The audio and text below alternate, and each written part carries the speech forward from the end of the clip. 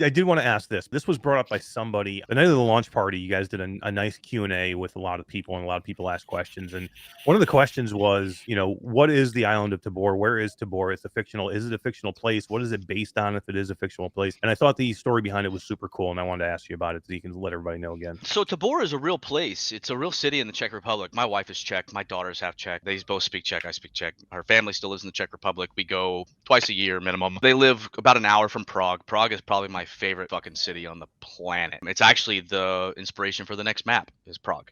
Nice. Including the bridge. So that's coming soon. And even the voiceover guys, they are friends of ours that are in a metal band in Prague. So we really wanted to go deep. I have a great love for that place. So we took Tabor, which is known for the greatest military strategist to ever live in the Czech Republic or Czechoslovakia. And so he's got a giant statue in the middle of the city square. So we just took Tabor, we made it a fictional country, took a landlocked country, made it a non-landlocked country with an island. And every map you see is inspired by a real place in Europe somewhere. We'll have a coal mine that's based off of a place in Ukraine. As sensitive as that may be, I don't really care. It's a nod to that place because it's such an interesting feature in the country everywhere, except for we probably don't have any American, stuff. But everything in Europe, you will see inspiration from a real place within Europe in our maps. Winter maps from Canada? Probably not Canada. We like our little brother to the north, good enough. Not that good enough. Not that much.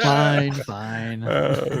We will have a winter map though. Yes, there will be a snow map. That'll be awesome. Mountain Pass is what it'll be, like a Mountain Pass map, and hopefully by then we have the blood trickling and dropping system, so maybe you can track your people that you shoot a little better. God. Yeah, that's cool. That will be an amazing thing. I was actually in there playing with Creeper Betty and somebody else the other night. And I'm like, man, Betty, it would be nice because I knew I tagged somebody up on a hill, and I'm like, it would be nice if I get up on that hill because you can do that in like Tarkov, right? I mean, yeah, as big of a Tarkov fan as you were, I think I was for a little while. For about during like COVID, man, for a year I grinded Tarkov every day, multiple times a day. Man, I lived in that game, and I don't, it was still big into virtual reality, but it was just a game that hooked me flat. Game that hooked me in. It's that loop, man. It is. Yeah. It's crack. It is. It brings you in. It brings you in so much because it's that feeling you get of euphoria when you do make it out. And it's that feeling of, holy crap, I'm going to shit my pants because I have the best gun I think I've ever just found. That I just killed a guy and grabbed his gun. And now I'm trying to get out and stay alive. And I got, my leg is blacked out. My torso is blacked out. And you don't want to take that weapon back in ever again. So it just sits on your wall for all of eternity. Yeah. Yeah. Or you're Todd and you squad wipe your entire team. Don't get in my way. He's too much Call of Duty, man. You cannot play with Todd. He's too much Call of Duty. He just wants to shoot. And you're like, holy crap, Todd, you just killed everybody. 10,000 hours in Call of Duty. Zach Pawthorne there. We're talking about Charles Bridge. That's what I'm talking about. Nice. The bridge in Prague, yeah. And he knows. That's awesome, man. I love the whole story of this being based on a real area is amazing. I think it's so cool. It's great that it's not just, hey, let's just grab a name out of somewhere and make it up and do all this. And another great story too. And it was something I think I asked you that night of the before party was, the picture of the Marine in the lobby and in the safe house. And this was another story. Like you could tell that it was a real picture. So I knew to ask, hey, what's the story behind this? And that had a great story too. And it's nice that you put these things in here. There's actually, so in the House of Scott, which will be in the Streets map, you'll see an ode to some brothers that I lost in there in a photo inside the House of Scott. It's really a lot. There's a lot of small things though. Like there's a monkey in the back room. That's my daughter's toy. She plays with every single day. And to me, it was just like a little nod here and there, and a lot of storytelling and Easter egg. And there's more Easter eggs. Hell, Duncan's on a picture in the safe house somewhere.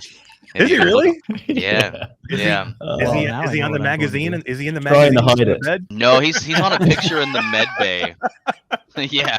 The sticky one. Yeah, the sticky magazine right next He's actually, if you go into the med bay and you look at all the photos on the wall, you will see Duncan. That's awesome. Now I need to go in. Out of place because I'm holding a Darth Maul lightsaber. Oh yeah. Phil BC says med bay Beat Saber guy. Talking about Tarkov real quick. We got all the time in the world. Take your time. No you leaned into Tarkov here, and it's very apparent from the get-go. Yeah. And I like the fact that you didn't apologize for saying we want to be the VR Tarkov. You saw something that really worked, that was really amazing flat, and you love virtual reality, so you tried to bring it in there, and you weren't afraid. There's so many developers that are like, they want to do a game that's like another game, but they're so like apologetic because they did anything that even emulates anything of it. When you weren't, you were like, look, we want to be great. We want to be Tarkov. Tarkov is great. we're going to do as many things as we can to make ourselves great. Yeah, 100%. I've said it open multiple times. Like you said, we are VR Tarkov. Like, that's it. Period. That's what we want to be. We want to emulate that game loop, that gameplay, but we also want to do some unique stuff. We're in VR, so now we can do a little bit more. People will say what they want to say, like, oh, you did this, Tarkov. Exactly. See, people like, oh, your logo looks like Tarkov. I'm like, yeah, there's a silhouette in it. Tarkov stole it from DayZ. Right, exactly. I was just gonna say that. And guess what? My marketing worked. You knew exactly what I was going for with the logo. So I've already got you hooked. I know, man. It's, you know how finicky the gaming world is, but like, I've never tried to hide that we are Tarkov VR. I'm very proud to say that I played Tarkov since alpha, back when it was actually good. I think it's a cool game loop and a cool game genre that VR has needed for years. The analytics that we see on how people play, we know